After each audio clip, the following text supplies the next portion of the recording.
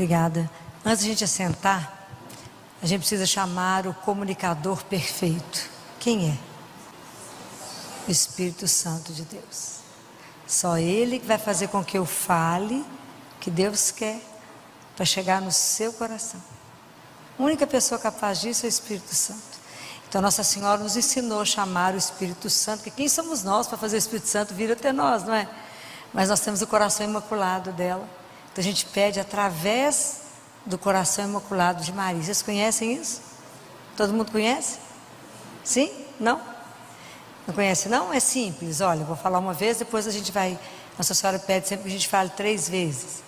É assim: vinde Espírito Santo, vinde por meio da poderosa intercessão do Imaculado Coração de Maria, vossa amadíssima esposa. É simples? Vinde Espírito Santo, vinde por meio da poderosa intercessão do Imaculado Coração de Maria, vossa amadíssima esposa.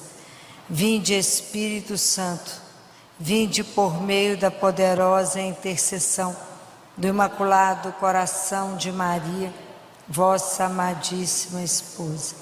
Vinde Espírito Santo, vinde por meio da poderosa intercessão do Imaculado Coração de Maria, vossa amadíssima esposa.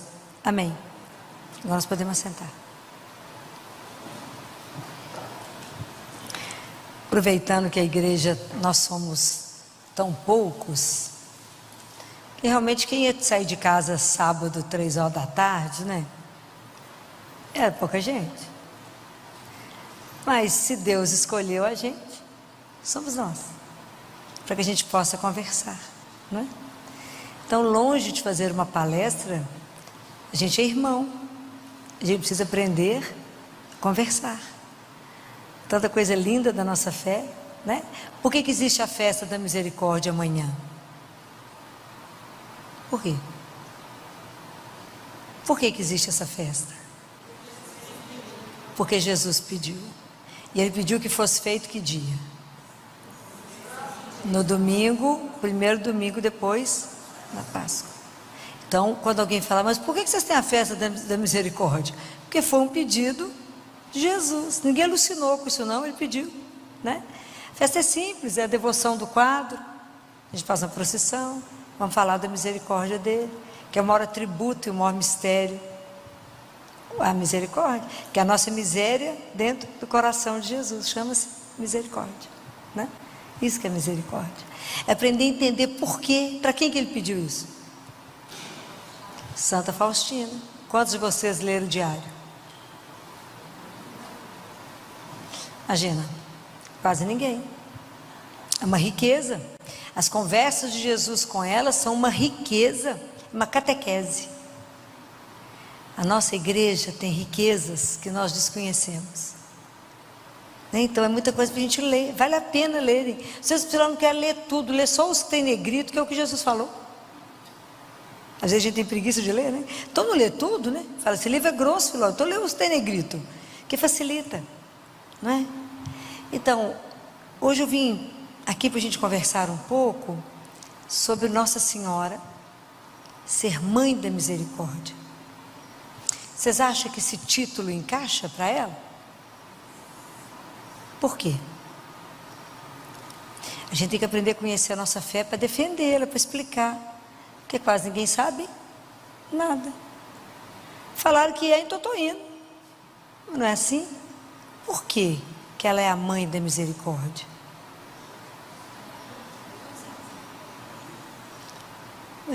Porque ela gerou esse maior mistério de Deus. Imagina, ela gerou a própria misericórdia, que é Jesus. Vocês imaginam o que é isso? Ela foi preparada. Então tudo na vida de Maria foi plasmado. Ela foi plasmada pelo Espírito Santo, porque a partir do momento que ela disse sim ao anjo, e faça-se em mim segundo a vossa vontade, imagina, o verbo se fez carne, e o amor e a misericórdia de Deus entra na nossa história. Isso é uma coisa louca. Isso é uma coisa louca. Saber que dessa forma, né? Então Maria foi preparada desde nascimento, desde quando ela foi concebida, porque ela não conheceu o pecado. Porque vocês imaginem, né, gente, como é que ia ser gerado o Filho de Deus? Tinha que ser algo santo, puro. Como é que ia colocar o Filho de Deus ali? Então, existe uma relação profunda, né, entre Maria, a misericórdia, porque ela foi o canal, para que a misericórdia chegasse até nós, para que Deus revelasse esse amor dele alucinado por nós, ela foi o canal para ele poder chegar até nós. E tem a prática da misericórdia, né? Então, quando Maria ela recebe, né, a visita do anjo, diz o sim, diz o faça-se, né? Não sabia como não, né? Mas como é que vai ser isso, né? A sombra do Altíssimo vai te cobrir e você vai ser a mãe do Filho de Deus. Isso é uma coisa louca, né? Não contou os riscos para ela, não. Contou, né? E aí, quando ela vai visitar Isabel, Maria canta o Magnífica. E no Magnífica ela canta a misericórdia de Deus? Canta. Tem 2 versículos que ela canta a misericórdia de Deus. Tá, Lucas 1, no capítulo 50, ela fala assim: seu nome é santo e sua misericórdia perdura de geração em geração para aqueles que o temem. Depois do versículo 54 ela fala: socorreu Israel seu servo, lembrado de sua misericórdia, conforme prometeram a nossos pais. Então a Maria canta, e ela viveu como ninguém a misericórdia de Deus, né? E em todas as fases da vida dela, você imagina, da anunciação, depois a ser discípula fiel de Jesus, e até no Calvário. Maria foi testemunha diante da crucificação dele. Ela foi testemunha, ela escutou dos lábios dele que ele pedia. Qual foi uma das frases célebres dele? Ele pediu perdão por aqueles que tinham feito tudo com ele. Pai, perdoai-os porque eles não sabem o que fazem. Então, o que isso, quando ela coloca tudo registrado, quando Jesus fala uma frase dessa, isso quer dizer o quê? Que Deus não exclui ninguém, que a misericórdia dele alcança onde a gente não imagina, que o perdão dele é sem limite, o amor dele por cada um de nós é sem limite, e que quando a gente pega, ele agarra no nosso pescoço, agarra mais, aperta mais, para a gente não se perder. Fala: eu te agarro mais, eu te seguro mais, porque você é meu. De verdade, vocês acreditam nesse amor dele por você? Você acredita de verdade que Deus te ama sem igual no mundo, que só existe você no mundo para ele? Ou mais ou menos? Tem uma duvidazinha. Acredita de verdade? Por que eu estou perguntando isso? O que transforma a nossa vida?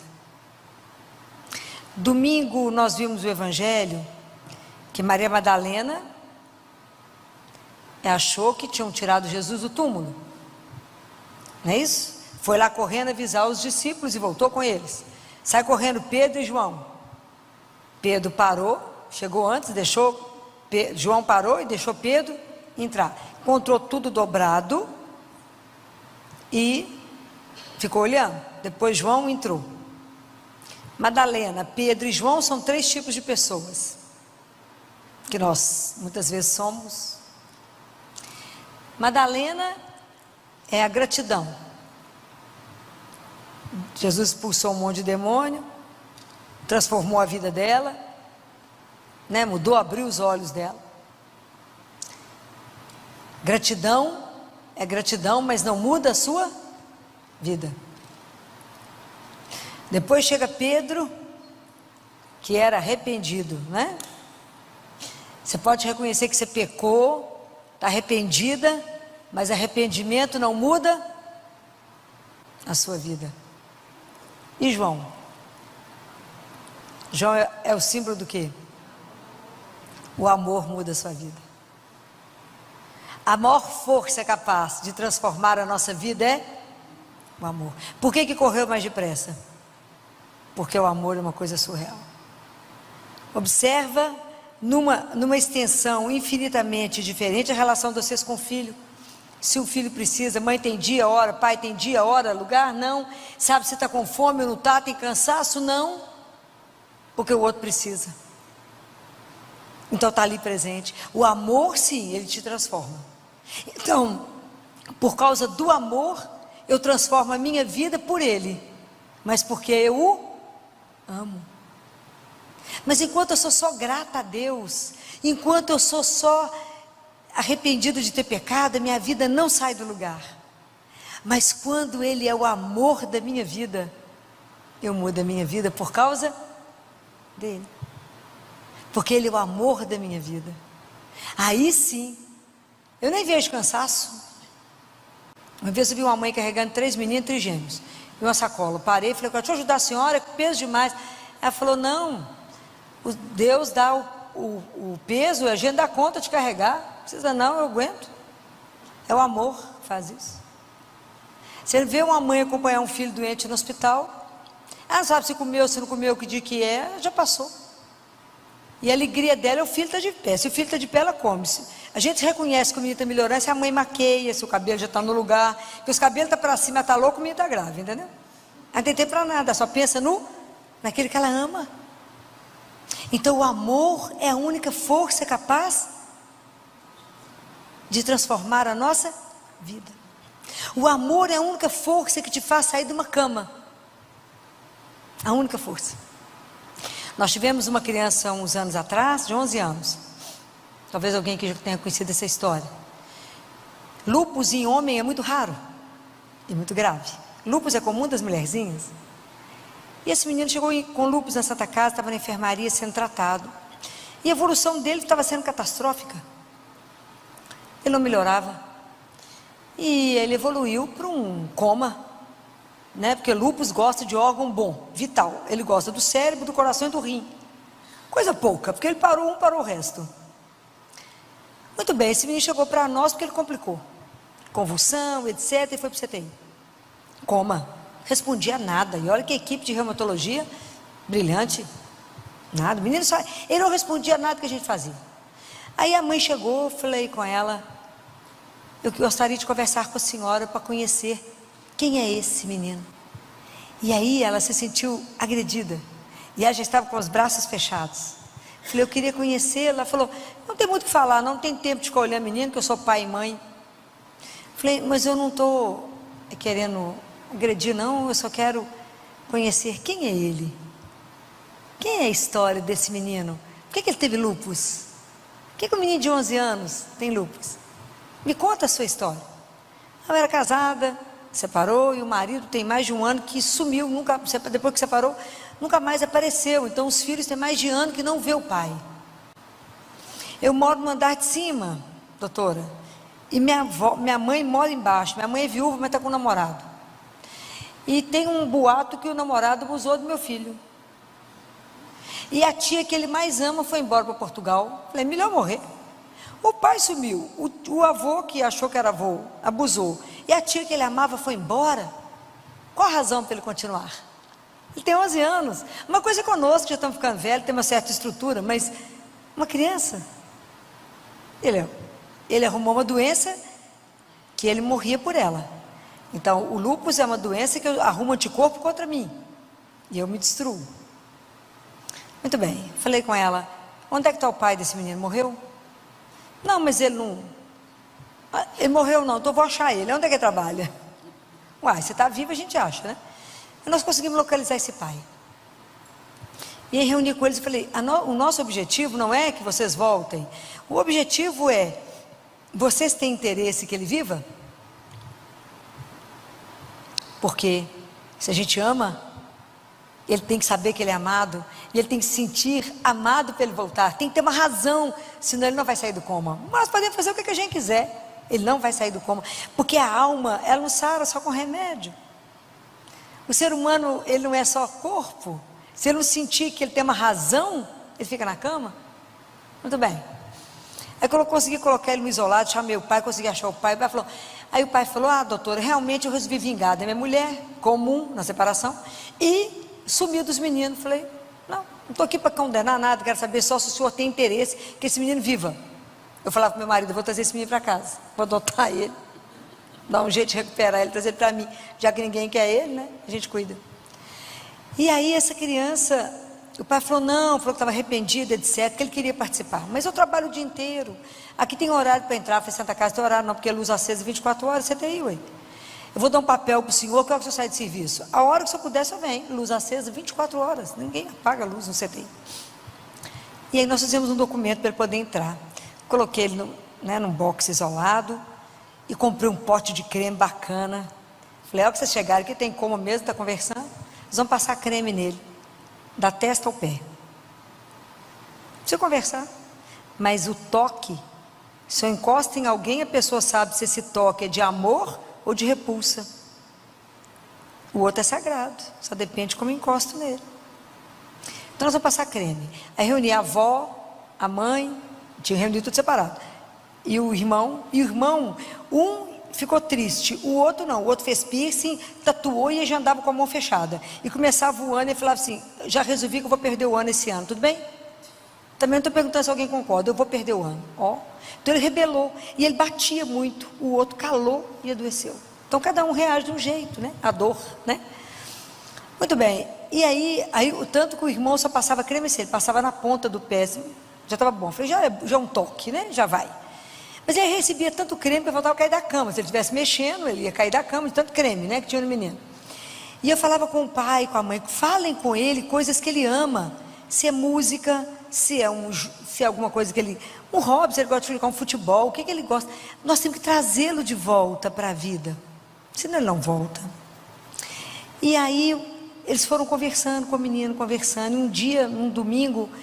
O pai encontrou comigo no corredor lá do CTI e falou comigo assim, doutora Filó, eu queria te agradecer de quê? De viver uma experiência de amor, de entender o que é amor. Eu não tinha entendido. E aí eu falava, vocês não mintam para ele, nem falam uma coisa que vocês não vão viver com ele. Fala com ele que vocês vão ser capazes de viver com ele. Aí vocês podem imaginar que depois de tanto creme, ele abriu os olhos. Acordou e teve alta. Teve que fazer traqueostomia pelo tempo que ele ficou em coma, que já tirou. De vez em quando ele aparece lá na Santa Casa para nos ver. Quem que salvou esse menino? O amor. Então por isso que e isso transformou a família. Então por isso que eu estou falando com vocês, a única força capaz de nos transformar é o amor. Então por isso que João era o discípulo amado. Ele se sentia amado. Então como é que ele correspondeu? Com amor. Então a nossa vida vai ser uma resposta de amor à medida que eu tiver consciência que eu sou amado. O azedume não pode combinar com o cristão. Sabe aquele cristão que fala assim, não, vai dar tudo errado, aquele povo azedo. Fala, minha filha, vamos colocar um mel na boca. Então tem uma turma que já é azedo. Você já acorda, você olha e fala assim, então eu lembro de quê? Então, na verdade, a gente precisa adoçar. E quem nos adoça, quem nos transforma? Qual é a força que te faz ficar de pé? Por quem você corre todo dia? Por quem você se gasta todo dia? Por aquele que é o meu amor. A resposta é completamente diferente. É diferente. Por que você se levanta para trabalhar? Eu pergunto isso todo dia para os pais lá no CTI. Por que você se levanta cada manhã? Nunca pensei nisso. Falei, é hora de pensar. Me entregou o que você tem de mais precioso, que é seu filho. Hora de pensar. Por que eu estou envelhecendo, me gastando, sendo consumido? Por causa do meu amor. Enquanto Jesus não for o meu amor, eu vou ser lamurienta, reclamona. Ó vida, ó céus, ó luta, tem que trabalhar, ai, tem que fazer. Se ele for o meu amor, quando a gente está apaixonado, a gente fica tanto de mimimi, não cansa, não é? Se ele é o nosso amor, pensem nisso. Não sei se vocês se vocês conseguiram pensar nessas 3 pessoas, Madalena, João e Pedro, nesse olhar, né? Que gratidão sozinha não muda a sua vida, arrependimento sozinho não muda a sua vida, mas a única força capaz de mudar a nossa vida é sentir-se amado. Mas é amado, loucamente amado, amor de cruz. Ao que você olhar para a cruz e falar, não, como é que você me ama? Você me ama demais. Se a gente não se sentir amado, nossa vida fica no mesmo lugar. E a vida passa rápido, né? Então a gente precisa empenhar a nossa vida por Ele. Nossa Senhora, ela, além de ter sido transformada, ter gerado, ter criado, ter sido discípula dele, ela tinha um papel. Nossa Senhora era uma coisa impressionante, porque ela era uma presença. Eu fico imaginando sempre assim, a elegância, a doçura, a firmeza e a discrição, porque ela só aponta uma presença. A presença dela aponta para uma presença, que era Jesus. Então, nas bodas de Caná, você imagina a delicadeza dela. Ela percebeu que o vinho estava acabando. Ela não fez nenhum alarde, falou, gente, o vinho está acabando. Ela não foi lá tumultuar o noivo e a noiva. Foi? Não. Foi discreta. Ela percebeu, sabia que só tinha um ali que podia mudar a história. Só um. Falou no ouvido dele. Eles não têm mais vinho. E aí a única coisa que ela fez foi atrás daqueles servidores e falou, fazei tudo que ele vos mandar. E que é a mesma frase para nós hoje. Fazei tudo que ele vos disser. Nossa Senhora, ela se perdeu tanto no Filho, que muito pouca coisa permitiu que fosse falado dela. De tão discreta que ela é. Porque ela não fez isso nenhum por interesse próprio, nem pela ser valorizada, nem vangloriada. A questão dela toda era o casal, era o casamento. Era imaginar o que ia acontecer com ele se o vinho acabasse. Ela antecipou a hora de Jesus e fez a festa. Então, Nossa Senhora hoje é a nossa grande intercessora. Porque hoje, se ela antes estava do lado dele, como filho dela, agora que ele morreu, que ele ressuscitou, que é o Rei, o Senhor absoluto de tudo, ela é a rainha. Está do lado do Filho. O poder dela agora não é um pedido, não, agora é outra história. Então o poder de intercessão, Nossa Senhora subiu, não esqueceu dos filhos não, ela é humana. Ela conhece a nossa miséria, ela conhece a nossa fragilidade, ela conhece a nossa fraqueza, ela conhece a nossa indisciplina. Mas a forma como ela age nos inspira. A forma como Nossa Senhora intercede é uma forma inspiradora, a fazer com que a gente hoje seja os discípulos de Jesus. Se nós, e o que a gente estava conversando? Se nós já percebemos que somos amados, cremos, respondemos com amor ao amor, então nós precisamos de aprender dela a ser uma presença de verdade presente, discreta, mas atenta. Atenta ao olhar, atenta à postura do outro, atenta à necessidade do outro, atenta. Porque Nossa Senhora era atenta, ela não era alienada não. Ela percebia, entrava no ambiente e falava, está faltando isso aqui. E discretamente ela fazia as coisas que tinham que ser feitas. E nós às vezes não, tão centrada em nós mesmos, que não percebemos o outro. Então a presença de Nossa Senhora conosco nos descentra, para que eu possa olhar para o meu irmão. Mas olhar, quando eu falo, é botar reparo. Bota reparo. Porque às vezes alguma coisa não está boa no outro. Às vezes o outro hoje saiu de casa até com o sapato de um jeito ou do outro. Não prestou atenção. Verdade, isso acontece. Até a cor está diferente, a pessoa não viu. Né? Então o que está acontecendo que ela não percebeu? Né? A gente ser capaz de olhar o outro de verdade, de botar reparo no outro, de ver o sofrimento, de aprender que eu escuto o outro não é com o meu ouvido, mas com o meu coração. E eu tenho que ser capaz de ler aquilo que não é dito pela boca. Talvez o médico tenha que treinar isso muito, né? Que a gente tem que ler aquilo que o outro não diz, né? Então a gente aprende a botar reparo. Se eu não boto reparo, eu não descubro. Se o menino não me conta pelo comportamento, se eu não estou atento ao comportamento dele, eu não dou diagnóstico. Porque às vezes ele está querendo me contar uma coisa que não está ali na queixa da mãe, mas em algo muito além. Então é preciso ter a inspiração em Maria. Hoje somos nós, já falei, nós somos um resto, gente. Hoje o mundo está secularizado. Hoje acreditar em Deus está difícil. Hoje falar de Deus daqui a pouco vai ser crime. Daqui a pouco não poderemos falar. Vai ser uma afronta ao outro que é ateu. Não podemos, né? Já está difícil. Então nós que somos o resto temos que nos fortalecer e temos que dar testemunho pela nossa vida. Não é no blá blá blá, mas na ação. É na ação que a gente pode entender que nós somos hoje aquela presença que está atenta a cuidar do outro, a ajudar o outro, a perceber a necessidade de falar. Para um às vezes é pesado, mas para um tanto é fácil. Nós podemos ajudar, podemos fazer uma ação. Esses dias nós fizemos uma coisa de emocionar, porque era um grupo. Uma criança lá no CTI precisando de fazer um exame em São Paulo, que a gente manda, custa R$3.000. Se eu for pedir para você, pode ser que não faça a menor diferença na sua conta, mas pode ser pesado. Mas se juntar esse tanto de gente, eu falei, nós somos, às vezes rezamos toda noite mais de 1.000 pessoas, se cada um der R$3, é pouquinho, e dá o exame, não pesa para ninguém, e acolhe o irmão que precisa, não é? Você viu? Muito bem.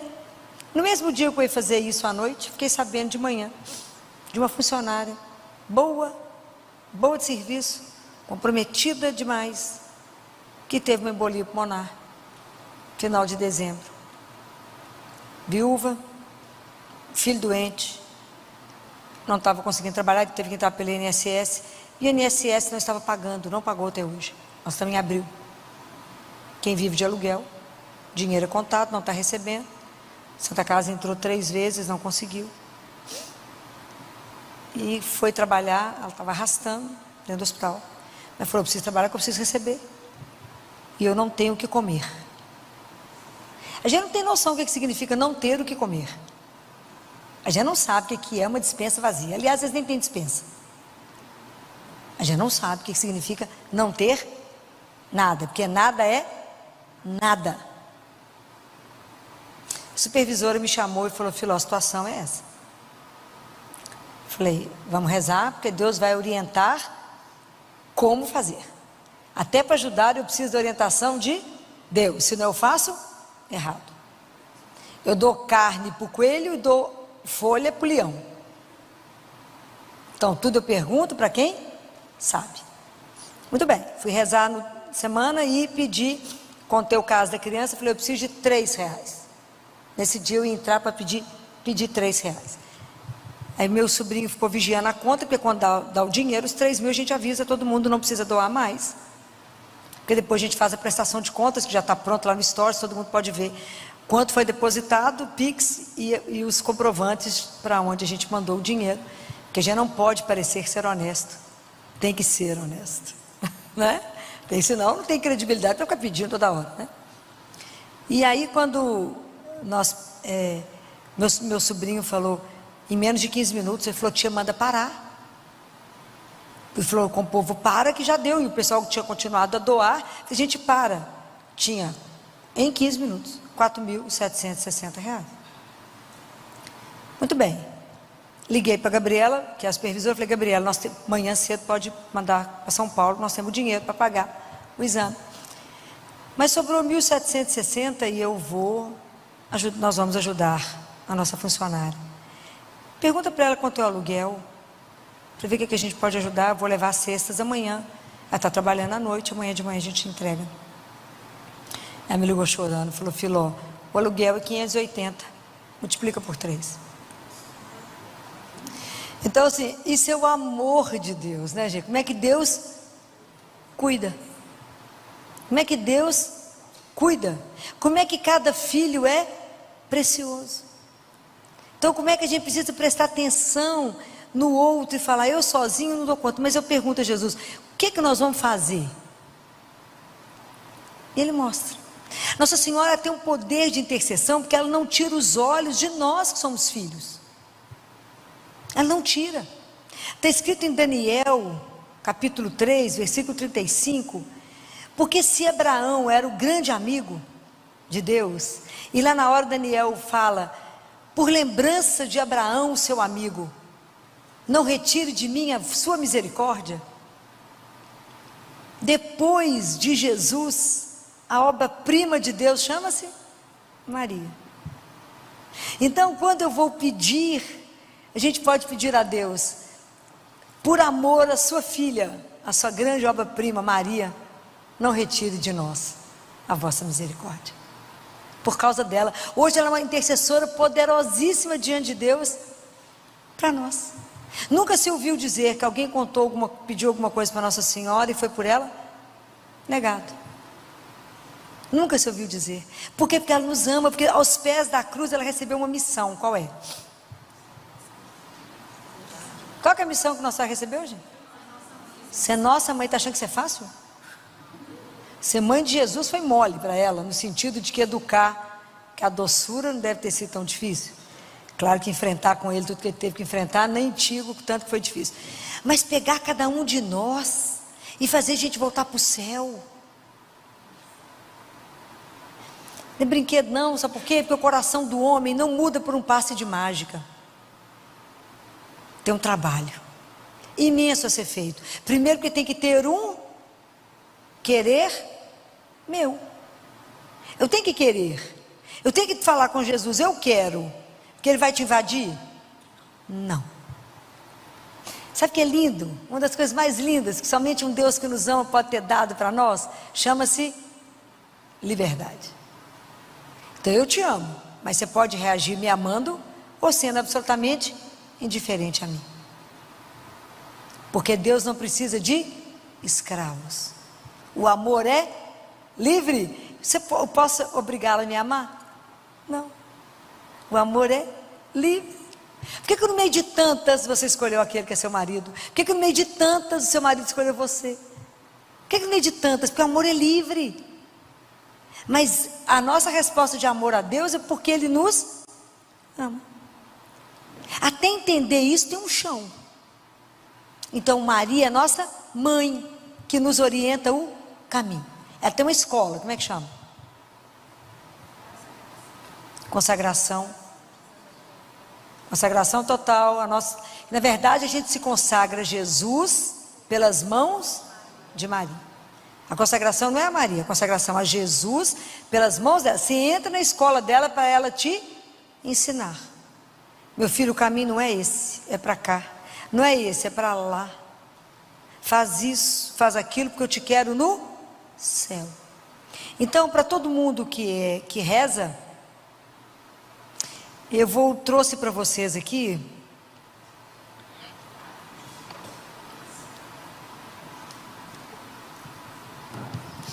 quantos de vocês conhecem esse livro? Pouca gente, muito pouco, né? Todo mundo tinha que ter esse livro. Aos sacerdotes, os filhos prediletos de Maria. Isso aqui é Maria que conversa com o padre Gobi e fala as mensagens todas, né? Esse livro é uma coisa. Quer fotografar?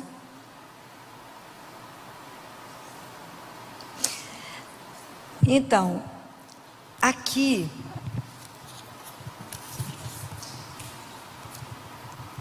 Milão, 1º de janeiro de 1995, Nossa Senhora conversando com ele fala: eu sou a mãe da misericórdia. Tudo que eu falei com vocês, eu vou ler para a gente poder ver como que ela aborda ela mesma. Vai ser dito isso para o povo que está em reunião. É milhões, né? O grupo está lá reunido em oração. Ela fala: filhos prediletos, Começais este novo ano celebrando a solenidade litúrgica da minha divina maternidade, que era 1º de janeiro, né? É a festa de Maria Santíssima Mãe de Deus, não é isso? Sou verdadeira Mãe de Deus, porque Jesus, que nasce de mim e é deposto na manjedoura, é o verdadeiro Filho de Deus. É o Verbo eterno, consubstancial ao Pai, e assume a sua natureza humana no meu seio virginal. Isso é uma coisa louca, né? Não é fácil. É o dom do amor do Pai. É o que a gente estava falando. Deus amou tanto o mundo que lhe deu o seu Filho unigênito. Isso tudo é Nossa Senhora falando, viu, gente? Não estou acrescentando nada. E ela fala, é a manifestação da sua divina misericórdia. Não é o que a gente está conversando? Jesus nasce de mim para ser o vosso Redentor, para libertar a humanidade da escravidão de Satanás e reconduzi-la a uma plena comunhão de vida e de amor com Deus. Nós já falamos sobre isso. Jesus veio para nos tirar do reino de trevas e nos transferir para um reino de luz. Aí ela fala, sou a mãe da misericórdia. A minha missão materna foi dar-vos Jesus, que é a revelação do amor misericordioso do Pai. Assim, a divina misericórdia, para chegar até vós, passou através da via da minha maternidade, divina e imaculada. Mas sou também vossa mãe. Olha que lindeza.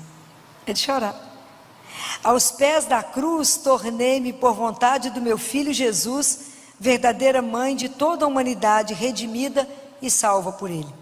Assim, a divina misericórdia de Jesus, para chegar até vós, deve passar através da via materna do meu coração imaculado. É por isso que o triunfo do meu coração imaculado coincide com o triunfo da divina misericórdia no mundo. Ela não falou que no final, o que ela falou em Fátima? E por fim, o meu coração imaculado triunfará. Escuta, é lindo. Isso tudo não é brinquedo não, é real. Aí ela fala de novo, sou a mãe da misericórdia. Foi-me confiada a tarefa de preparar a humanidade, o que eu falei com vocês, para receber o celeste orvalho da divina misericórdia. Ai, que lindeza, porque Jesus é o nosso orvalho, né, gente? Já entrastes nos últimos anos que vos preparam para este novo e segundo advento, que é a vinda de Jesus. É a última promessa que falta para ser cumprida. São os anos mais importantes e difíceis, mais dolorosos e sangrentos, porque se deverão cumprir os últimos acontecimentos que vos foram preditos por mim. Assim, a minha materna obra de misericórdia manifesta-se nestes anos. Então agora ela vai falar como é que a misericórdia dela, a obra dela está sendo manifestada. Primeiro, em nos conduzir pelo caminho da conversão e do retorno ao Senhor. Desejo dar-vos a graça da mudança do coração e da vida. Olha a graça que ela quer nos conceder. Mudar a nossa história, a nossa vida, o nosso coração. Ajudo-vos a libertar-vos do pecado, a combater contra as paixões, a vencer o mal, e conduzo-vos à plena reconciliação com o Senhor vosso Deus. É necessário que esta reconciliação geral aconteça em breve, para vos preparar assim para a grande prova que vos espera, para a completa purificação de toda a humanidade. A gente vai adiando, né? Fala, não é hoje que Jesus vai vir, é para semana que vem eu confesso, a semana que vem eu mudo de vida, a semana que vem, mas é hoje. Aí ela fala, então a primeira ela vai nos conduzir para o caminho da conversão de retorno ao Senhor. O segundo ela fala, eu quero levar vocês a uma forte experiência de oração.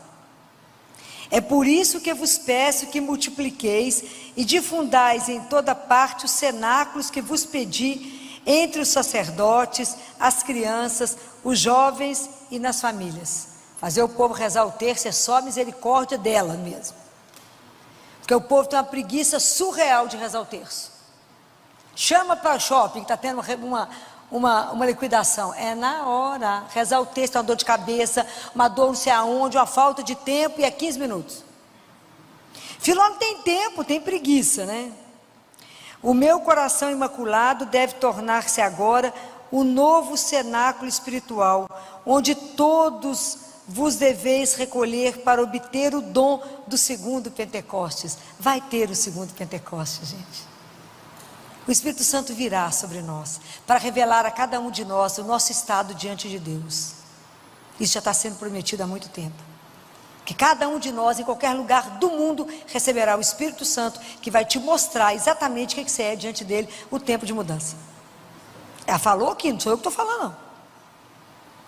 A purificação do mundo, que não é só para nós que vai acontecer, é todo mundo, ateu ou não, budista ou não, seja o que for, irá receber o Espírito Santo de Deus. Vai ser uma coisa extraordinária, vai ser rápido. Realizar-se-á por obra do Espírito de amor, que derramará do céu o seu fogo abrasador para renovar a face da terra. Agora, a terceira coisa que ela está trabalhando em nós, ela está nos ajudando a viver a hora da grande prova.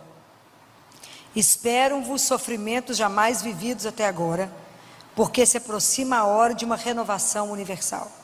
Satanás será derrotado, o poder do mal será destruído. Jesus instaurará o seu reino glorioso entre vós, e formar-se-ão assim os novos céus e a nova terra. Seja bem-vinda e rápida. Sem uma intervenção extraordinária do meu amor materno, não conseguirei suportar a dor da grande prova que já chegou para todos. Sou a mãe da misericórdia. Foi-me confiada a tarefa materna de assistir a igreja na hora do seu maior sofrimento, porque ela deve subir o calvário da sua imolação e do seu martírio. Está terminando. Esta minha ação misericordiosa será exercida, ajudando-a a carregar a cruz da traição e do abandono, quando a apostasia se tiver tornado geral, e entrar nela o homem iníquo, predito pela Sagrada Escritura, o qual introduzirá a abominação da desolação no seu interior. A gente sabe que vai ter uma quebra na igreja, né? Isso já é dito. Então nós nunca tivemos tanta apostasia, gente. Hoje o povo, realmente Deus existe, né? Muita coisa acontecendo. A minha ação misericordiosa torna-se ainda mais forte, quando os meus filhos, aqui são os prediletos ou sacerdotes, forem perseguidos e presos, torturados e conduzidos ao martírio. Nunca vimos já tanto padre, bispo preso, sacerdotes perseguidos, sacerdotes suicidando. Então eu me manifestarei a eles de modo extraordinário, segundo o misterioso desígnio traçado desde há tanto tempo pelo meu coração imaculado em todos os seus pormenores. Sou a mãe da misericórdia. A partir deste ano, isso em 1995, nós estamos em 2023, todos os meus filhos verão se realizar o prodígio da mulher vestida de sol, e eu derramarei sobre o mundo a luz e o poder misericordioso do meu coração imaculado. Por isso, no início do novo ano, convido todos a viver na confiança e na oração. Não tenhais medo. Não é para ter medo de nada. A nossa proteção é quem? É Maria. Quem vai nos esconder é o manto dela. Quem tem Deus tem tudo. Não tenhais medo, eu estou convosco e me manifestarei de modo extraordinário. Nós vamos ficar enlouquecidos com a beleza dela, eu acho. Quanto mais entrardes no tempo da prova purificadora, tanto mais fortemente sentireis a minha misericordiosa presença de mãe. A todos vos abençoo, em nome do Pai, e do Filho, e do Espírito Santo. Não é linda essas mensagens dela? Ela é a mãe de misericórdia, ela quer nos ajudar no processo de conversão, quer nos fazer experimentar uma vida de oração mais profunda, acertar o nosso caminho, confiar em Deus, nela, se abandonar na providência, porque ela é a mãe da misericórdia, ela intercede por nós. Então eu quero encerrar com uma oração antiga, Todo mundo de pé olhando para ela. Uma oração antiga e nova. Alguém arrisca? Qual que é a oração que fala da misericórdia dela? Qual? Ai, que gracinha, vocês estão bem. É isso mesmo, é Salve a Rainha. Então agora nós vamos rezar a Salve a Rainha. Vamos colocar diante de Nossa Senhora as nossas inquietudes do coração, os nossos medos, as situações que vocês estão vivendo, o nosso processo de conversão, o nosso desejo de ter uma vida profunda de oração, o nosso desejo de servir a Jesus como ela serviu, de viver somente para Deus, né? De não mais ofendê-lo, não mais magoá-lo, não traí-lo, viver para Ele como ela viveu. Quem vai poder nos ajudar? É ela. Porque nós vamos pedir a ela que mantenha o olhar misericordioso dela sobre nós. Salve, Rainha, Mãe de misericórdia, vida, doçura, esperança, nossa salve. A vós bradamos, degredados filhos de Eva, a vós suspiramos, gemendo e chorando neste vale de lágrimas. Eia, pois, advogada nossa, estes vossos olhos misericordiosos a nós volvei. E depois desse desterro, mostrai-nos Jesus, bendito é o fruto do vosso ventre. Ó clemente, ó piedosa, ó doce sempre Virgem Maria, rogai por nós, Santa Mãe de Deus, para que sejamos dignos das promessas de Cristo. Amém. Louvado seja nosso Senhor Jesus Cristo, para sempre seja louvado.